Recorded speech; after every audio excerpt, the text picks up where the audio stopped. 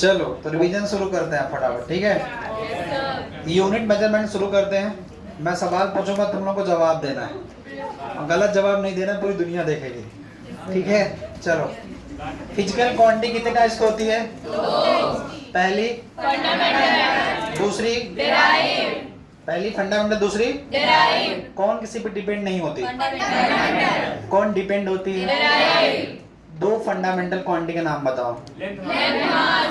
चार derive quantity के नाम बताओ। फोर्स कैसी क्वांटिटी है?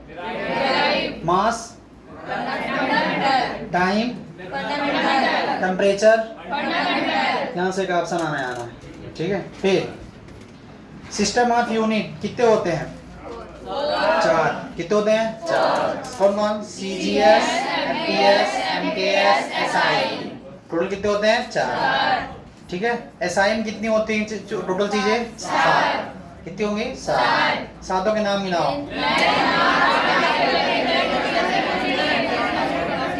Length, mass, time, temperature, luminance, intensity, electric current, quantity of matter. फिर कुछ और सवाल बनते हैं, जैसे 1 लाइट ईयर में कितना होता है, कितने मीटर होता है? ठीक है, याद रहेगा। 1 फर्मी में, 1 एंगस्ट्रॉम में। चलो अब सीखना फटाफट सिग्निफिकेंट फिगर निकालना, ठीक है। इससे भी ऑप्शन आते हैं, सिग्निफिकेंट फिगर निकालना। तो सुनो, नंबर लेके एग्जांपल बताऊंगा। जैसे मान लो कोई भी एग्जांपल है 2.464। नॉन जीरो का मतलब होता है उसमें जीरो नहीं है। टोटल डिजिट कितने होता है? 10। जीरो से लेके 9, जीरो से लेके 9। तो कोई पूछेगा ऐसे नंबर में कितने सिग्निफिकेंट फिगर हैं? 4। कितने हैं? 4। याद रखना, जिसके पास जितने ज़्यादा सिग्निफिकेंट फिगर होते हैं वो नंबर उतना ज़्यादा एक्यूरेट होता है। जिसके पास जितने ज़्यादा सिग्निफिकेंट फिगर होंगे नंबर उतना ज़्यादा एक्यूरेट होगा, ठीक है। फिर मान लो कोई नंबर ऐसा लिखा हुआ है 4.530, ठीक है। इसमें कितने सिग्निफिकेंट फिगर हैं? 4। कितने हैं? 4। अगर जीरो राइट साइड है, डेसिमल के बाद अगर जीरो राइट साइड है तो गिना जाएगा। क्या हो जाएगा? गिना जाएगा। लेकिन अगर मैंने ऐसे लिख दिया 0.032 तो कितने सिग्निफिकेंट फिगर हैं इसके पास? 2। कितने हैं? 2। समझ गए? यूनिट चेंज होने से सिग्निफिकेंट फिगर पे फर्क नहीं पड़ रहा। यूनिट चेंज होने से सिग्निफिकेंट फिगर पे फर्क नहीं पड़ता। अगर मैंने लिखा 6.34 इंटू 10 की पावर 2, ये पावर काउंट नहीं होगा, ये वाला, इससे कोई मतलब नहीं है। इसके पास कितने सिग्निफिकेंट फिगर हैं? 3। कितने हैं? 3। ठीक, कोई दिक्कत? तो बन जाएगा ना? ओके, चलो अब आ जाओ डायमेंशनल फार्मूला। 100% एक सवाल आएगा, 100%, ठीक है, याद रखना। कर लो इतना। अगली लिंक डालो, डायमेंशनल फार्मूला, ठीक है। तो डायमेंशनल फार्मूला में क्या होगा कि आप जितनी भी डिराइव क्वांटिटी हैं,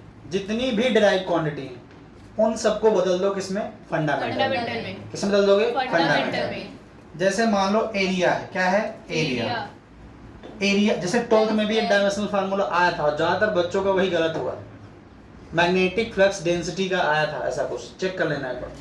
और बच्चों को फार्मूला नहीं याद आया तो एरिया का फार्मूला था length into breadth. Length into breadth, तो लेंथ भी मीटर, ब्रीथ भी मीटर, यानी फंडामेंटल जो है LMT है तो किसमें नापोगे? L में। तो L इंटू L कितना हो जाएगा? L square. हो गया M0 L स्क्वायर T0। ये हो गया किसका फार्मूला? हो गया एरिया। से वॉल्यूम में कोई बोल दे तो length into breadth into height, तो L into L into L, तो कितने L हो जाएंगे? जो नहीं है उसके ऊपर 0 लगा दो। जो नहीं है ये भी दिखाता है वो चीज उस पर डिपेंड नहीं करती। तो डायमेंशन फार्मूला निकाल लेना। से स्पीड का, किसका? स्पीड का क्या होता है? Distance upon time. तो डिस्टेंस को नापेंगे L में और टाइम के लिए T दिखाएंगे। क्या दिखाएंगे? T। डिस्टेंस नापेंगे L में, टाइम के लिए दिखाएंगे T। तो T कहाँ लगाएगा? ऊपर, हो जाएगा LT इनवर्स। क्या जाएगा? LT इनवर्स, ठीक है, कोई दिक्कत? तो ये कर लेना, यहाँ से एक सवाल आने आना है। फिर इसके एप्लीकेशन है, लिखो एप्लीकेशन। एप्लीकेशन, तो एप्लीकेशन में चेक करने को आता है, क्या करने को आता है, चेक करने को, कि चेक करिए कोई चीज डायमेंशनली करेक्ट है या नहीं। तो अगर उसका LHS RHS के इक्वल होगा तो डायमेंशनली करेक्ट है, और नहीं है तो नहीं है। अगर किसी का LHS, तुम लोग कैमरा देख के एकदम शांत हो गए, ये अच्छी बात है। ऐसे चाहे अपलोड करो चाहे कैमरा चालू कर देंगे, सीरियस दिख रहा है, नहीं तो क्या हो रहा है? हाँ क्या, कौन है पीछे, कौन बैठा है, विश्वजीत इधर बैठो, चलो। तो ये मान लो चेक करने का V equal U plus AT, तो वेलोसिटी का डायमेंशनल फार्मूला होता है LT इनवर्स। याद रखना वेलोसिटी का डायमेंशनल फार्मूला क्या होता है, LT इनवर्स। तो V की जगह पे क्या रख देंगे, LT इनवर्स। U की जगह पे क्या रख देंगे, LT इनवर्स। A का हो जाएगा LT इनवर्स की पावर 2, U है ना, टाइम क्या हो जाएगा T। ये भाई लेंथ में लेंथ जुड़ेगा डायमेंशनली तो ये आएगा, दो लेंथ जुड़ के एक लेंथ को ही तो इंडिकेट करेंगी। ये हो गया LT इनवर्स, ये हो गया LT इनवर्स, और इधर देखो t की पावर -2 t की पावर 1, ये भी हो जाएगा कितना, LT इनवर्स, यहाँ प्लस रहेगा तो जाएगा LT इनवर्स। तो LT इनवर्स में LT इनवर्स क्या हो जाएगा, जुड़ेगा तो कितना आएगा, LT इनवर्स ही आ जाएगा। तो क्या डायमेंशनली करेक्ट है, ये डायमेंशनली करेक्ट है। तो खासकर आपके पेपर में ये आता है, और ये आ चुका है, ये 2 pi under root L/G dimensionally check करना है। तो 2 एक नंबर है, इसका निकलेगा नहीं, पाई भी एक क्या है, कांस्टेंट है, इसका भी निकलेगा नहीं। L का होता है कितना, L, और G होगा LT की पावर -2। कैसे चेक करोगे, ये तो निकलेगा ही नहीं, ये हो जाएगा L का हो जाएगा, देखो टाइम का तो T हो जाएगा, टाइम का तो T हो गया, L का हो जाएगा L, और G का हो जाएगा LT की पावर -2, तो कट गया, तो ये ऊपर जाएगा तो T की पावर 2 हो जाएगा, और बाहर आएगा तो T हो जाएगा, तो T इक्वल T। तो डायमेंशनली क्या है, करेक्ट है। और ये शायद आपको क्वार्टरली हाफ ईयरली किसी में आया था, हाफ ईयरली पेपर में आया था। तो एक डायमेंशनल मेथड चेक करने को आएगा ही आएगा, ठीक है।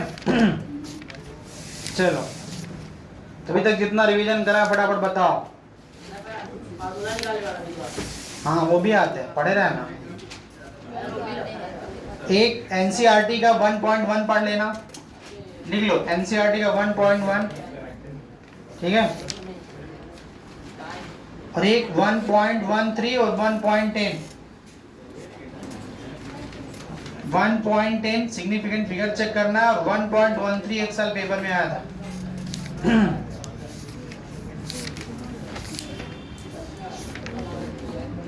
चलो अब हेडिंग डालो, motion in a straight line, motion in a straight line, motion in a straight line.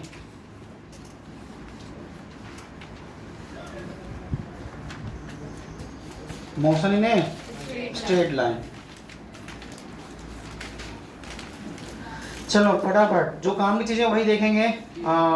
लिख लो 1D 2D 3D, 1D 2D 3D, 1D motion, 2D motion, 3D motion. तो जब बॉडी एक एक्सिस पे मोशन करेगी तो उसे क्या बोलेंगे, 1D मोशन। प्लेन पे करेगी तो 2D मोशन, और 3 एक्सिस पे करेगी तो 3D मोशन। अगर कोई बॉडी स्ट्रेट लाइन पे है तो कैसा मोशन होगा, 1D मोशन। जैसे ट्रेन रेलवे ट्रैक पे चल रही है, कार रोड पे चल रही है, तो कैसा मोशन है, 1D मोशन। 2D मोशन क्या है, जब कोई बॉडी प्लेन पे मोशन करे, आप साइड वे के मोशन को इग्नोर कर देंगे। जैसे कोई इंसेक्ट ग्राउंड पे चल रहा है, कैसा मोशन है, 2D मोशन। और 3D सबको पता है, पतंग का उड़ाना, एरोप्लेन का उड़ना, चिड़िया एंड ऑल, तो सब क्या है, 3D। फिर अगली डालो डिस्टेंस। डिस्टेंस सिर्फ तुमसे क्या पूछेगा, ऑप्शन ही पूछेगा। 2 चीजें याद रखना, तुम कहाँ तक कर दिखे अभी तक, दिखे नहीं। डिस्टेंस याद लिख लो, बगल में स्केलर क्वांटिटी है, बस इतना लिख लो, डिस्टेंस स्केलर क्वांटिटी है, और यूनिट होगी मीटर। यूनिट क्या होगी, मीटर, बस याद रखना। और हमेशा पॉजिटिव होती है, बगल में लिख लो ऑलवेज पॉजिटिव, इससे ज़्यादा कुछ नहीं पूछेगा। डिस्टेंस मीटर में नापते हो, स्केलर क्वांटिटी है, और क्या होता है, पॉजिटिव होती है। तो लिख लो डिस्प्लेसमेंट, डिस्प्लेसमेंट तो लिख लो वेक्टर क्वांटिटी होती है, वेक्टर क्वांटिटी होती है, पॉजिटिव नेगेटिव जीरो हो सकता है, मे बी पॉजिटिव, नेगेटिव और जीरो। फिर कुछ सवाल पूछता है, जैसे अगर आप सर्कुलर पाथ में हैं, किस पाथ में है? सर्कुलर पाथ में, तो आपका डिस्प्लेसमेंट जीरो होगा, याद रखिएगा। आप जहां चले वहीं आ जाए तो आपका डिस्प्लेसमेंट क्या होगा? जीरो। कोई ऑब्जेक्ट ऊपर फेंक दिया h हाइट पे, फिर वो लौट के नीचे आएगा तो उसका डिस्प्लेसमेंट कितना होगा? जीरो होगा। कितना होगा? जीरो। ठीक है, कोई दिक्कत? ये कैसी क्वांटिटी है? वेक्टर। तो ये ऐसे भी सवाल बन जाएंगे, यहाँ से ऑप्शन ही आएगा ज्यादा, देखो कुछ नहीं आएगा। ठीक है, फिर 4 से 5 नंबर के ऑप्शन आएंगे पेपर, मिला लेना। फिर लिखो स्पीड, डिस्टेंस अपॉन टाइम। लिखो स्पीड, डिस्टेंस अपॉन टाइम कैसी क्वांटिटी है? स्केलर। स्पीड और टाइम कैसे लेट करेंगे? इनवर्सली। याद रखना, स्पीड स्केलर क्वांटिटी है। और दूसरा ठीक है, सीजीएस यूनिट तो नहीं पूछता है, पर फिर भी पढ़े रहना। डिस्टेंस की क्या हो जाएगी? सेंटीमीटर, और टाइम क्या रहेगी? सेकेंड। ये सीजीएस यूनिट है। कौन सी है? सीजीएस। वेलोसिटी का फॉर्मूला क्या होता है? Displacement upon time. Displacement upon time. ये वेक्टर क्वांटिटी है। जो वेक्टर क्वांटिटी है वो किस पे डिपेंड करेंगे? डायरेक्शन में। जो वेक्टर क्वांटिटी है वो किस पे डिपेंड करेंगे? डायरेक्शन में। तो आपसे बहुत सिंपल सवाल बना देगा। स्पीड और वेलोसिटी में अंतर ये पूछता है 2 नंबर में, स्पीड और वेलोसिटी में अंतर। ठीक है, फिर अगर आप डिस्प्लेसमेंट को एक बार डिफरेंशिएट करेंगे, याद रखिएगा dx अपॉन dt, तो वेलोसिटी आएगी, और 2 बार डिफरेंशिएट करेंगे तो एक्सेलरेशन आएगा। ये भी याद रखिएगा, 2 बार में क्या आएगा? एक्सेलरेशन। ठीक है, फिर याद रखो, लिखो position time graph. Position time graph,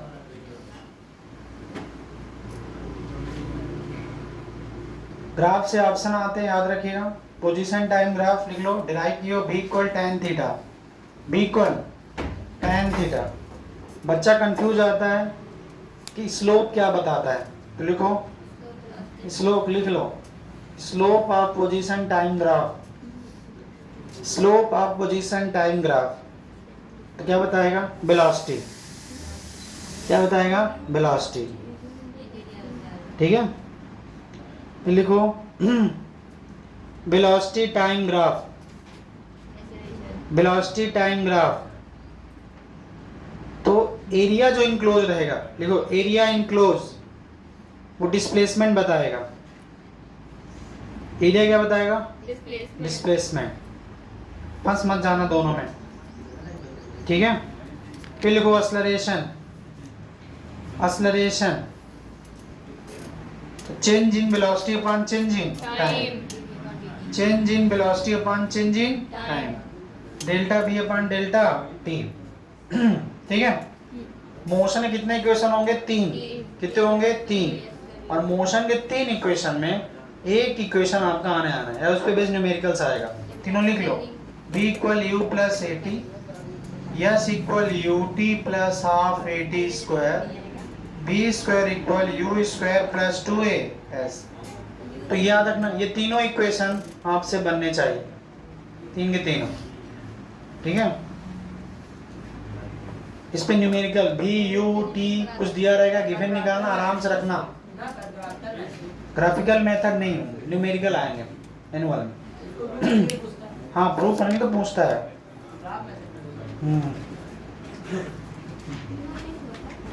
लिखो slope of BT graph. Slope of BT graph, देखो फंस मत जाना दोनों में। अभी मैंने बताया स्लोप ऑफ एरिया, एरिया जो होगा बीटी ग्राफ को क्या बताएगा? डिस्प्लेसमेंट। पर स्लोप क्या बताएगा? एक्सेलरेशन। लिख लो स्लोप ऑफ बीटी ग्राफ वो बताएगा एक्सेलरेशन। ठीक है, फिर distance travel in n second का फार्मूला कितने लोगों को पता है? dn equal u plus half a 2n minus 1। ये पढ़े रहना, मुझे लगता है कि साल आएगा ये, बस फार्मूला याद किया रहना। ठीक है, फिर motion under gravity, motion under gravity motion under gravity.